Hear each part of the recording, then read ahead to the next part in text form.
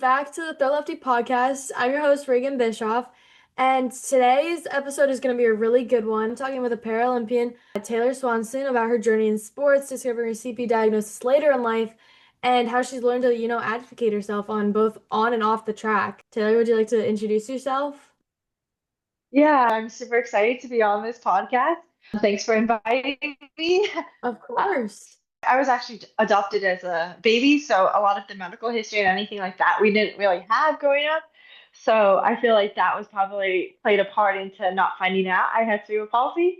So a little bit about me is that I was adopted as a baby, and so I live here in the United States.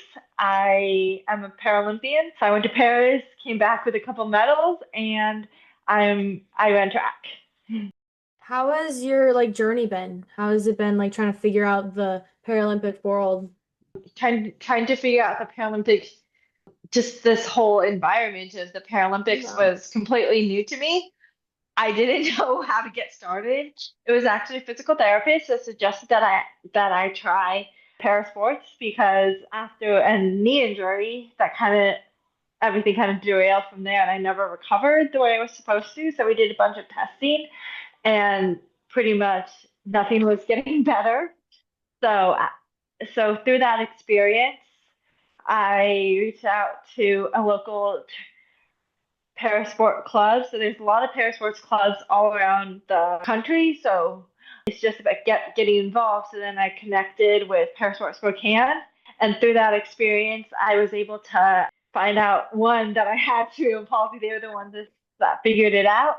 And number two, how to get involved, how to get all the requirements, paperwork, medical documents, all of that stuff to be able to hopefully compete at the Paralympics, which is awesome to have that experience. And unfortunately, it's not well enough known, so people don't necessarily know how to get involved. So hopefully, as we continue having these conversations, we can grow more awareness about Paralympics and giving opportunities for kids and adults with physical disabilities opportunities.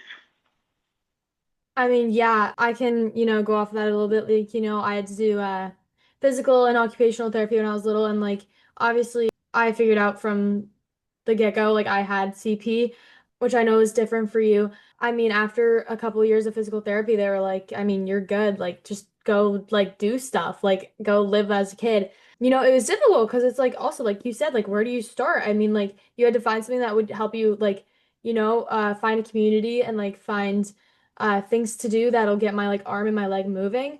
I joined swim for a little bit, but as we got older, I had to stay back in the lanes because I just couldn't go as fast as the kids my age.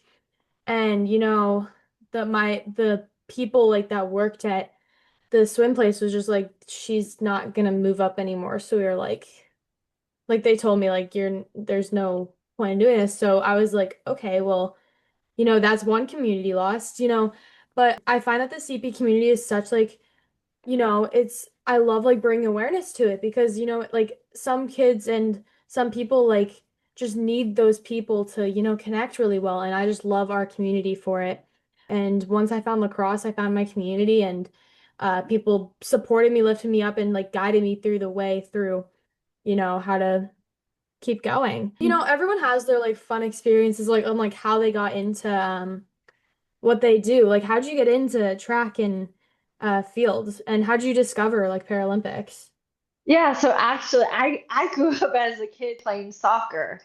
And when I was younger, like you were talking about, of being able to kind of be at the same level as your peers when you were much younger, but as you got older, it kind of you weren't able to quite do everything and keep up with your peers. And I can relate to that. That's kind of how I got involved in track slash how I love soccer in a way. So when I was younger, was able to keep up with my peers in soccer, but then I started developing a lot of injuries, falling down and all of that. After several, concussions and all of that, my parents were kind of like, you might want to try track because I was one of the faster kids on my soccer team. So they were like, hey, you should try track. But I really wanted to say it was soccer, but it got to the point when it was clear, yeah, I just couldn't keep up. So I started track in high school, and immediately I fell in love with track. And so I competed with my high school with able-bodied athletes, and I think that was a really great experience of just having that community that you're talking about. But there was also limitations with that growing up in able-bodied. When I decided to try parasport and tried Paralympics and the track aspect of things, it was clear that a lot of the training didn't always match with what me having cerebral palsy looks like. Yeah, so I still had falls and all of that stuff, but like my best race was 100. It was rather short. It's a rather short race, Yeah. so I was able to keep up in that regard. But I feel like definitely 200s and 400s that I did, I hated racing those, and I think part of that was also because they had nothing against my high school. It's just like I was racing for events every time. And I just think that's part of having cerebral palsy. There's a fatigue level to that. And so that wasn't necessarily the best situation.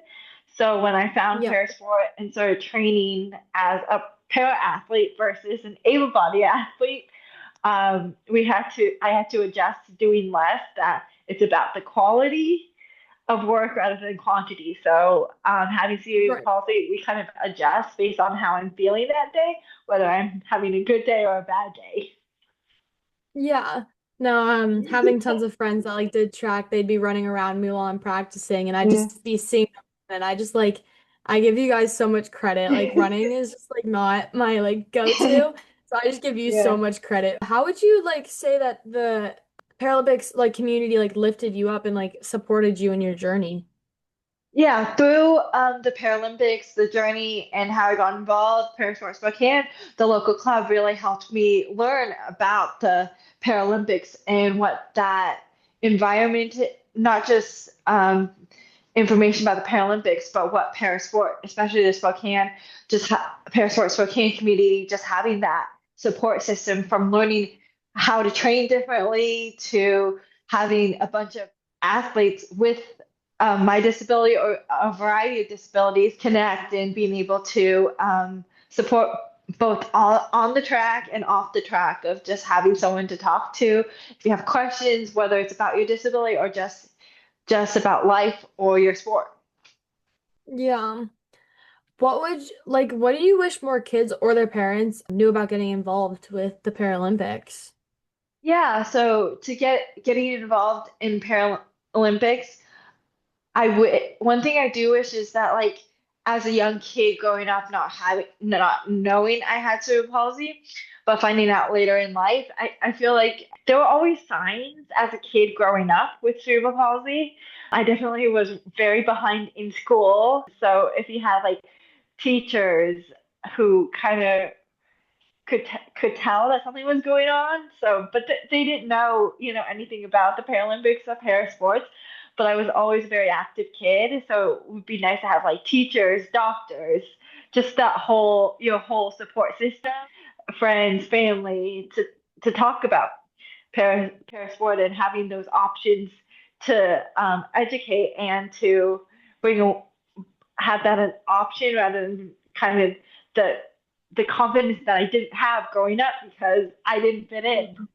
So being able to have that just just that knowledge would have been a great opportunity.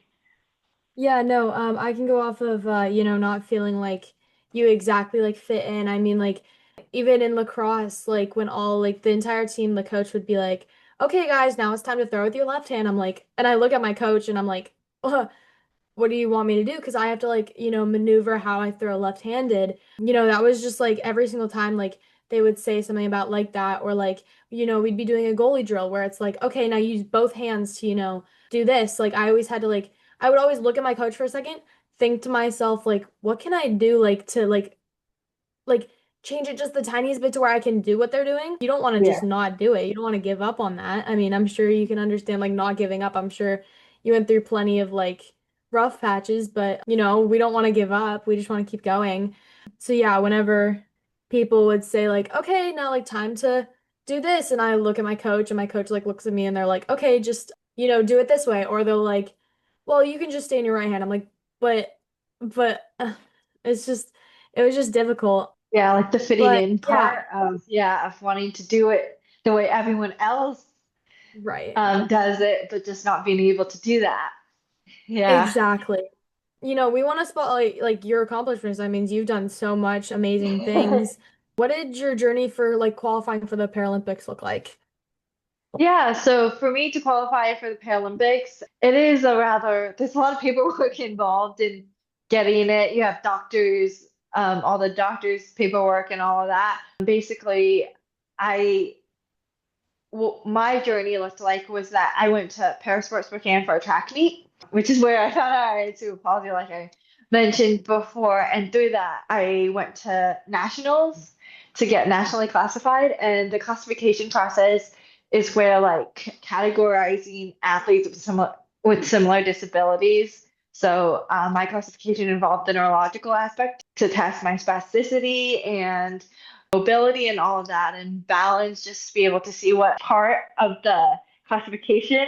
So then there's like athletes who are wheelchair racers as well as like me, which is I can stand. So there's a range within that. It's anyone with a physical disability. So that can be like vision impaired athletes, amputees, spinal cord injuries, short stature. So, and then from there, and then it's vision impaired. And then, so there's a lot of variety. Why would you say it's important to distinguish like Paralympians from like Olympians? Yeah, so that is definitely a big thing that I think is really important for us to talk about is that unfortunately is that sometimes we get like told like, oh, said that we're an Olympian. And Paralympics and the Olympics are parallel to one another. So the Paralympics happen at the same venues as the Olympics is just a couple weeks later. We are elite athletes competing against the best of the best. We just have a physical disability. So because that gives us an opportunity to compete at the highest level, just like the Olympians. Yeah. And to our listeners, I mean, you always want to remember like being a Paralympian isn't less, it's just Yeah. different. Like you always Yeah. want to remember that. That's the most important thing. You had some difficulties like with ableism, even at the Yeah. Paralympics. What was your experience with that? Yeah, I think with the ableism, definitely, it's probably something that I think can happen. Unfortunately, I feel like being told like you're a quoted cheater, you're a liar, you don't really have a physical disability, because I think the level of impairment that I have is on the milder side, so it's not quite as obvious as maybe some of the other impairments like amputees, which you can physically see. So through that, I think that's part of the reason why I get that, because me running at the speeds that I can, there's some questions about my disability.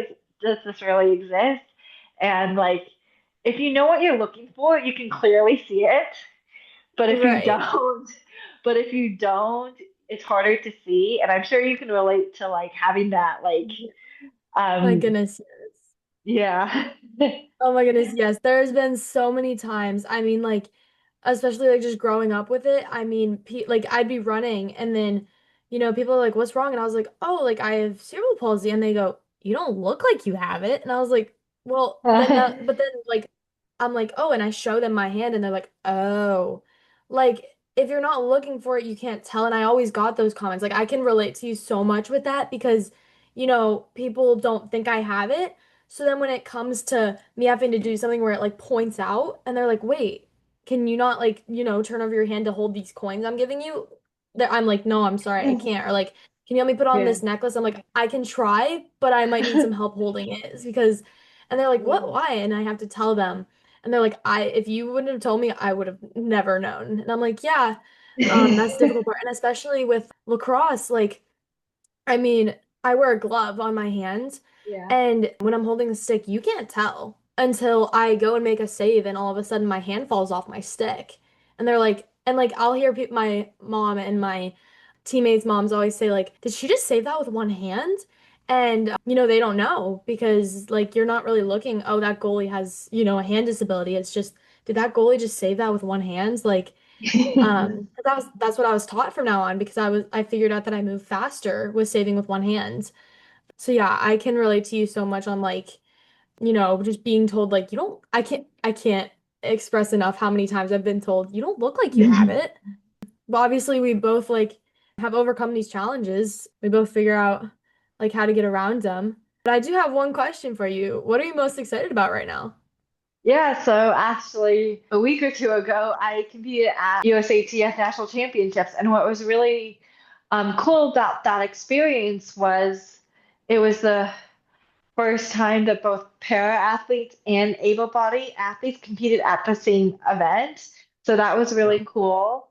And both were qualifiers for World Championships. So for para, it was a qualifier for Para World Championships in New Delhi, India at the end of September and early October. So that is super exciting to be able to do that. And Yeah, that's so amazing. Yeah, congratulations. What have you been working on recently? yeah, so some of the stuff that I've been working on is definitely just bringing more awareness through palsy. So that means like I'm doing working with UW Medicine, University of Washington in Seattle. It's a CPRX program that we're getting kids with cerebral palsy, showing them that they can be active and opportunities through that. And then just motivational speaking, just having opportunities to talk to a variety of different groups about cerebral palsy and bringing awareness of what it is and my story of through what I've gone through, having not finding out I have cerebral palsy until I was much older. For lacrosse, it's recruiting season, so Yeah, I'm going to junior year. Just always working on the goalie stuff. I have been working on my vision. There's this really cool vision therapy that I do for lacrosse, and it's just like on your computer. It like trains your eyes and your brain to work together. And yeah, then obviously I have goalie coaching. My goalie coach is amazing. She helps me like tweak some things that I have to do. Like last lesson, we were literally just working on, how to throw left-handed. Like how can I move go on the run? Because normally, yeah, goalies stand still and throw. But yeah, if you come out of your little circle, your little crease, but if you step out of it, you're out of it. So, when you're going on a run, you have to work on throwing left-handed. Just working on that. And most importantly, always staying positive because obviously there's going to be moments where you feel down on yourself or you feel like you can't do something, but always staying positive and remembering that we'll get through it. And, my main thing I say is I'll try, but I might need help. Like that's yeah. my main thing I always tell myself. Huh? Yeah, just having like opportunities. Like I don't care necessarily about like for me, it's just getting that opportunity. I may fail in that process, but just Hmm. literally just being able to give me the same opportunities as Right. anyone else. That's what, yeah. So Yeah, I feel like of that's course. important. Yeah. Yeah, do you have any final takeaways? I think this is really an awesome opportunity just to bring awareness to CP and showing that some people may be more impaired, some people may be less, and not to judge people until and ask questions instead of making assumptions about what you think we should look like. Right, exactly. Like asking questions, but in a kind way, not Yeah. what's wrong or like what's wrong with you. Well, thank you so much, Taylor, for being here. I'm so glad you were able to come on. You inspire me so much. And I hope a lot of the people listening also got Yeah. very inspired and feel the same. If you like this episode, don't forget to subscribe. I will have my socials linked down below, and we've got some more amazing guests coming up. So thank you guys so much. I hope you enjoyed.